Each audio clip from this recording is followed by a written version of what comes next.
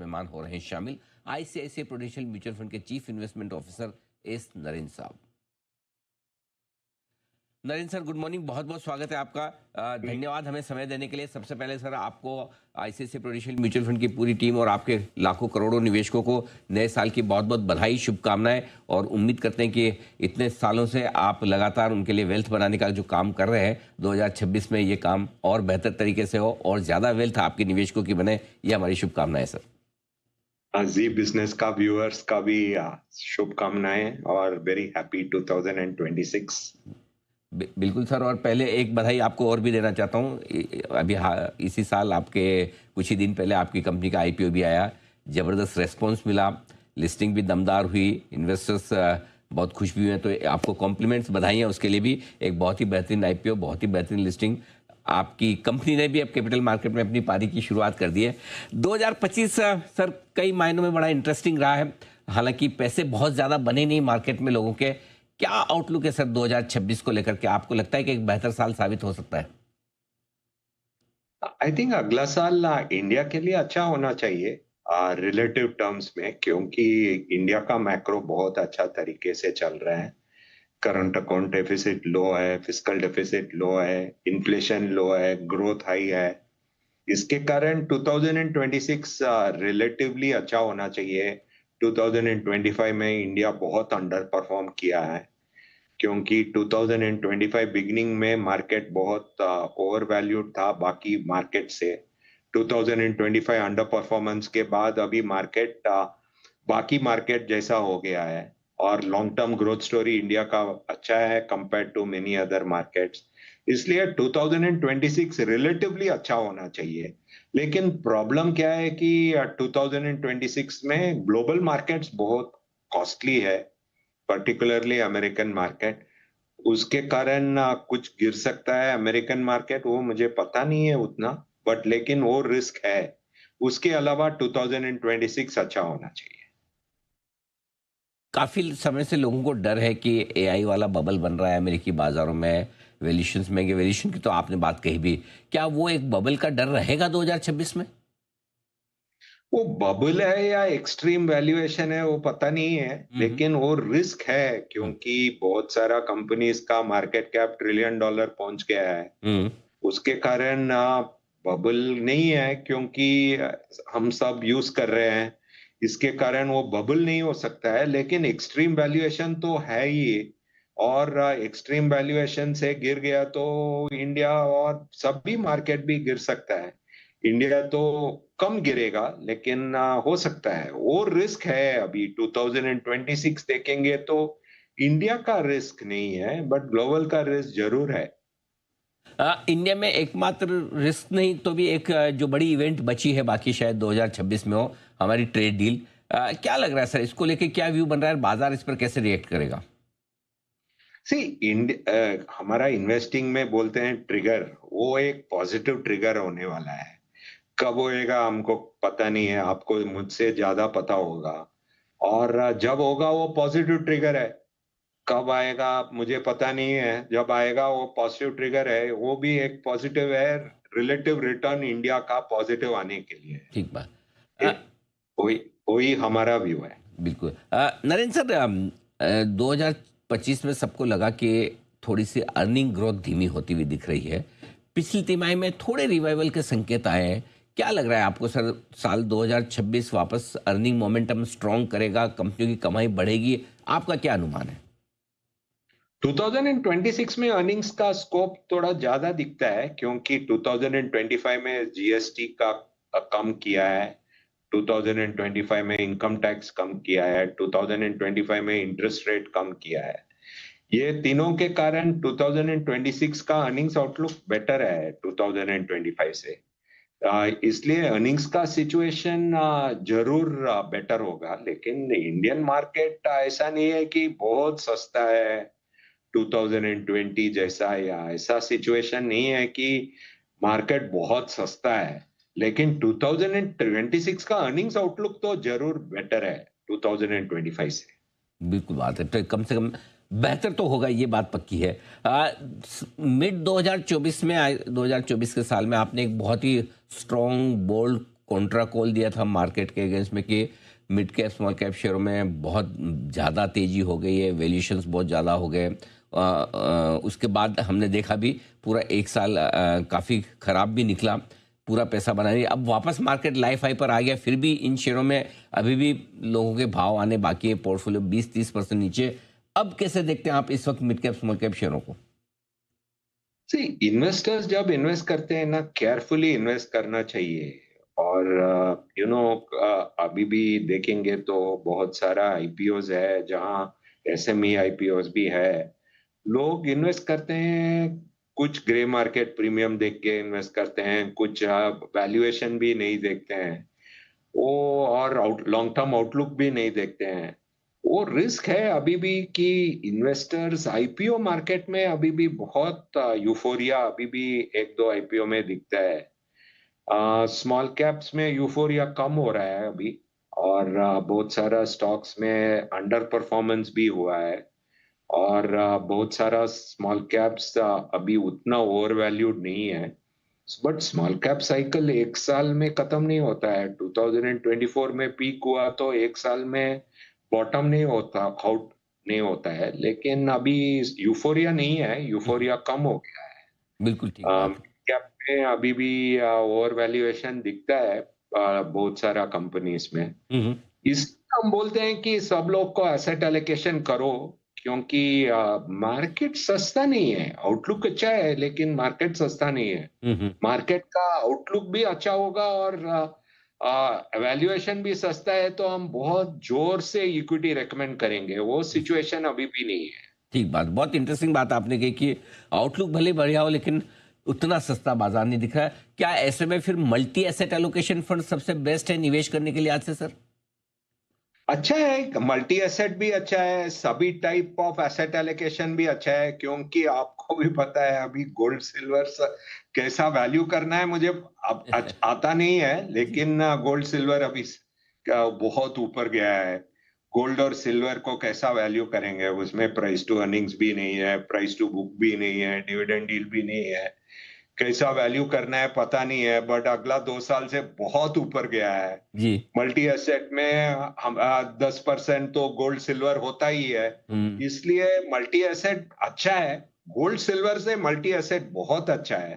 ठीक बात है। लेकिन मुझे पता नहीं है कि अभी यहाँ से गोल्ड सिल्वर किस तरह से जाएगा, हाँ हाँ। वो मुझे पता नहीं है। वही प्रॉब्लम है। इसलिए हम बोलते हैं सभी टाइप ऑफ एसेट एलोकेशन करो, ठीक है। एक ही टाइप ऑफ एसेट एलोकेशन मत करो। बिल्कुल ठीक बात है, परफेक्ट। आपने कहा कि थोड़ा थोड़ा एसेट सारी होंगी तो आपके लिए बेहतर है, क्योंकि गोल्ड सिल्वर को तो वैल्यू करना मुश्किल काम है। तो मैं अगर आपको ऑप्शन दूं, 4 एसेट्स है, एक इक्विटी, दूसरा गोल्ड सिल्वर, तीसरा डेट फिक्स इनकम, और चौथा आपके रियल इस्टेट या रीट्स मान लीजिए। तो रिटर्न्स के लिहाज से 1 2 3 4 2026 के लिए आप कौन सा फर्स्ट प्रेफरेंस से फोर्थ प्रेफरेंस में रखेंगे? नंबर 1 2 3 4 किस में ज़्यादा से कम रिटर्न, वैसा बताएं सर। उतना आसान आंसर मैं टीवी में देने के लिए तैयार नहीं हूं। मैं क्या बोलता हूं कि जी। इक्विटी मॉडरेट रिटर्न देगा, जी। लेकिन मैं नहीं बोलता हूं कि मॉडरेट रिटर्न क्या है। रीट हम बहुत रेकमेंड किए थे। हमारा सभी एसेट एलोकेशन फंड में हमने रीट लिया था, लेकिन रीट बहुत अच्छा रिटर्न दिया है। इसलिए रीट में भी अभी मॉडरेट रिटर्न ही आएगा। ठीक बात है। डेट तो अच्छा है, लेकिन डेट में बड़ा रिटर्न नहीं आता है। और अभी डेट में कितना इंटरेस्ट रेट कम हो सकता है, यहाँ से नहीं हो सकता है ज्यादा। जी। इसलिए डेट में भी बड़ा रिटर्न नहीं होएगा। हम्म। इसलिए हम बोलते हैं सभी एसेट क्लास में अभी मॉडरेट रिटर्न एक्सपेक्ट करके इन्वेस्ट करना है। ठीक और बात। एक भी एसेट क्लास नहीं है जो सस्ता है। हम क्या हम्म। करेंगे? का कोई भी एसेट क्लास सस्ता नहीं है, वही बोलेंगे आपको। ठीक जब बात है। सस्ता है बोलेंगे कि एसेट सस्ता है। हम्म। एक टाइम में हम बोलते थे कि गोल्ड सिल्वर का अच्छा था। वो समय में हम मल्टी एसेट को बहुत पॉपुलराइज किया था। वो समय में राइट। हम समय बोलते थे कि रीट बहुत सस्ता है, हम उसको भी पॉपुलराइज किया था। हाँ। लेकिन अभी एक भी एसेट सस्ता नहीं है, बट एक भी एसेट बबल भी नहीं है। हम्म। थोड़ा सिल्वर बबल में दिखता है। हाँ। उसके अलावा थोड़ा बाकी एसेट इक्विटी भी बबल में नहीं दिखता है इंडिया में। हम्म। रीट भी बबल में नहीं दिखता है, डेट भी बबल में नहीं दिखता है, कोई भी एसेट बबल में नहीं दिखता है। गोल्ड सिल्वर के बारे में मुझे पता नहीं है, ठीक बात बट बाकी एसेट्स कोई भी बबल में भी नहीं है। जी। लेकिन बाकी मेटल्स को कैसे देखते हैं? कॉपर भी लोग कहते हैं कि नया गोल्ड है, लाइफ हाई पर लाइफ हाई रोज बना रहा है। बाकी मेटल्स की भी डिमांड, तो क्या वाकई में जेन्युइन डिमांड है और आपको लगता है मेटल्स की तेजी बनी रहेगी? कॉपर में क्या है कि ट्रेड करने के लिए स्कोप ज्यादा नहीं है, इसलिए हम रेकमेंड नहीं करते हैं, उसको देख भी नहीं करते हैं। इंडिया में कॉपर भी बनता नहीं है। हमारे पास एक ही छोटा कंपनी है जो कॉपर बनता है, इसलिए हम कॉपर ज्यादा नहीं देखते नहीं है।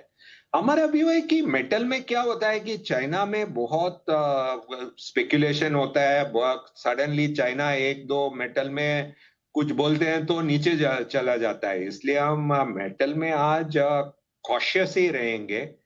क्योंकि सभी मेटल्स ऊपर गया है। स्टील एक ही मेटल है जहां तेजी नहीं हुआ है, और वहां तो शॉर्ट टर्म आउटलुक उतना अच्छा नहीं होगा, लेकिन तीन तीन चार साल के लिए देखते हैं तो स्टील में तेजी आ सकता है, क्योंकि स्टील एक मेटल है जहां तेजी ही नहीं है ठीक बात है। एक्चुअली है। ये समय में आई थिंक 2-3 साल देखेंगे तो अभी स्टील का दाम बॉटम हो सकता है अभी, हम्म। बट स्टील के अलावा बाकी सभी मेटल पीक में है, राइट। ठीक बात है।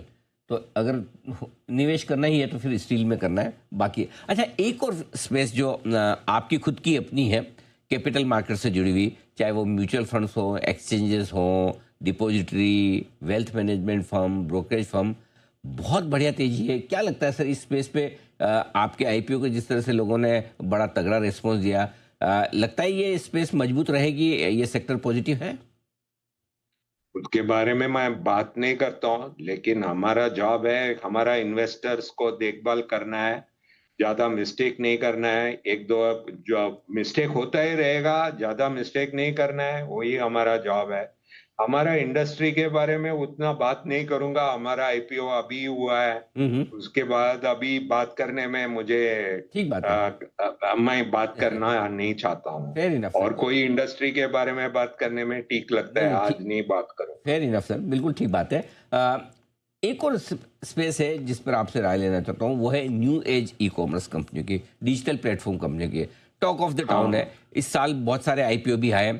मतलब लोग या तो बहुत पसंद करते हैं या बिल्कुल कि अरे ये तो सब पता नहीं कैश बर्न करने वाली, लॉस करने वाली कंपनियां क्या करेगी अनाप शनाप वैल्यूएशन पे। आप कैसे देखते हैं? क्या आप निवेश करते हैं इन कंपनियों में? और आपका क्या व्यू है इन पर? जो लिटिल हेयर ब्लैक था वो भी ग्रे हो गया मेरा, वो कंपनी देख के। क्योंकि इतना कॉम्प्लिकेटेड कंपनीज है, जी। कितना लॉस करते हैं, बोलते हैं कि लॉन्ग टर्म में बहुत बड़ा बनेगा, हाँ। और वो कंपनीज का शेयर भी ऊपर जाता है। हम्म। एक दो कंपनी बहुत शेयर भी ऊपर गया। इसके कितना डिस्कशन होता है हमारा ऑफिस में इसके बारे में। उसमें इन्वेस्टमेंट हमारा 6-7 लाख करोड़ का इन्वेस्ट, टोटल इन्वेस्टमेंट बुक में 6 लाख करोड़ में बहुत कम है। जी। लेकिन उसका इन्वेस्टमेंट डिस्कशन देखते हैं तो कितना डिस्कशन होता है, हाँ हाँ क्योंकि इतना लॉस होता है वो कंपनी में, लॉन्ग टर्म आउटलुक बहुत ज्यादा है। हाँ सोचता है कि वो गूगल जैसा हो जाएगा, ये ऐसा जो जाएगा, मुझे समझ में नहीं आता है। हाँ। लेकिन लोग मुझे डरते हैं कि यही लॉन्ग टर्म ग्रोथ इंजन है, हम्म। इसलिए बहुत डिस्कशन चलता है, बहुत स्ट्रेस होता है ये कंपनीज में। मैं मेरा यंगर कलीग्स के साथ बहुत डिस्कशन करता हूँ, और छोटा पोजीशन हम लिया है एक दो कंपनीज में, बट मुझे बहुत स्ट्रेस होता है ये सब इन्वेस्टमेंट्स। हाँ, ये लॉस मेकिंग कैश बर्न करने वाली कंपनियां वाकई में, क्योंकि आपने अपने थ्रू आउट करियर में बहुत ही क्वालिटी और प्रॉफिटेबल कंपनियों पर फोकस किया है। एक और सेक्टर है सर जिस पे आपसे व्यू लेना चाहता हूं, क्योंकि थोड़ा इस रिकवर भले ही हुआ आईटी स्टॉक्स का, क्योंकि हम एआई में है नहीं और पूरी दुनिया में एआई चल रहा है और हमारी कंपनी एआई से दूर है। क्या लगता है सर इस सेक्टर में, क्या वाकई में अभी भी अंडर परफॉर्मेंस रहेगी? इन्वेस्ट करने का समय आया है? तो हमने ये साल में अगला 6 महीने में हमारा पब्लिश पोर्टफोलियो देखेंगे तो हमने इन्वेस्ट किया है, हम्म। क्योंकि बहुत सस्ता हो गया मार्केट से, रिलेटिव बेसिस में देखेंगे तो, इसलिए हमने इन्वेस्ट किया। हमारा वैल्यू फंड देखेंगे तो वहां इन्वेस्ट किया था आईटी स्टॉक्स में। और हमारा व्यू है कि ये सब मॉडरेट रिटर्न स्टॉक्स है। तो जो मॉडरेट रिटर्न मैं डिफाइन नहीं करता हूं, लेकिन मॉडरेट रिटर्न स्टॉक्स है। ये स्टॉक्स ना अगला 25 साल में जहां जहां चेंज होता है एनवायरनमेंट, वो चेंज करते रहते हैं। और हमारा व्यू है कि वो मॉडरेट रिटर्न का दे देंगे, क्योंकि उसका बैलेंस शीट अच्छा है, कॉर्पोरेट गवर्नेंस अच्छा है, अच्छा डिविडेंड डील देते हैं। इसलिए हमारा व्यू है कि ये सब स्टॉक्स थोड़ा चेंज करके, उसका बिजनेस मॉडल चेंज करके समहाउ थोड़ा ग्रोथ दे देंगे। लेकिन जो ग्रोथ 10-15 साल पहले दिया दे रहा था, उतना ग्रोथ अभी नहीं आएगा, क्योंकि ये सब कंपनीज अभी बड़ा हो गया है, बहुत बड़ा हो गया है। उसको 10-15% ग्रोथ देने के लिए बहुत डिफिकल्ट हो गया। लेकिन ये सब कंपनीज अच्छा है, इसके कारण इंडिया का ग्रोथ भी आया है। और ये low growth, moderate return, good corporate governance stocks हो गया। बात है। आपको क्या पसंद है सर? ये तो मैंने अपनी मर्ज़ी से कुछ सेक्टर्स पूछ लिए, लेकिन आपकी पसंद के सेक्टर्स, थीम्स जो आपको लगता है कि 2026 और आने वाले 2, 4, 5 सालों के लिए बढ़िया हो सकते हैं? एक्चुअली अभी क्या हुआ है कि अगला 5 साल में इतना फंड मैनेजर्स आ गया, इतना स्टॉक पिकर्स आ गया, जो जो स्टॉक डिस्कवर करना था वो सब डिस्कवर हो गया। इसलिए हम क्या करते हैं कि जहां जहां लोग फंसे हुए हैं और 2-3 साल इन्वेस्ट करते हैं, उसके बाद इन्वेस्टर को टायर्ड होता है, वो स्टॉक बेच के जाते हैं। हमारा पास लॉन्ग टर्म मनी है। आप आपका हमारा कस्टमर्स के कारण हमारे पास बहुत कुछ लॉन्ग टर्म मनी है।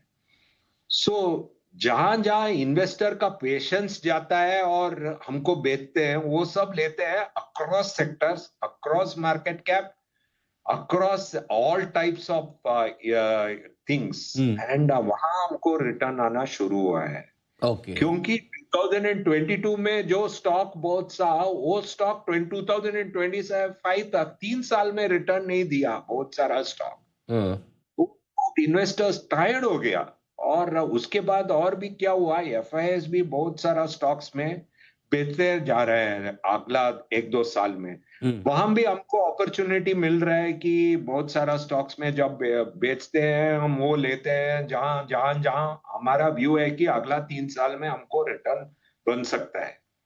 ये सब एक सेक्टर में नहीं है, बहुत सारा सेक्टर में है, बहुत सारा कैपिटलाइजेशन में है। अभी हम स्मॉल कैप भी बहुत अट्रैक्टिव हो गया, एक दो स्टॉक तो हम वहां भी लेते हैं। वही हमारा व्यू है at this point of time.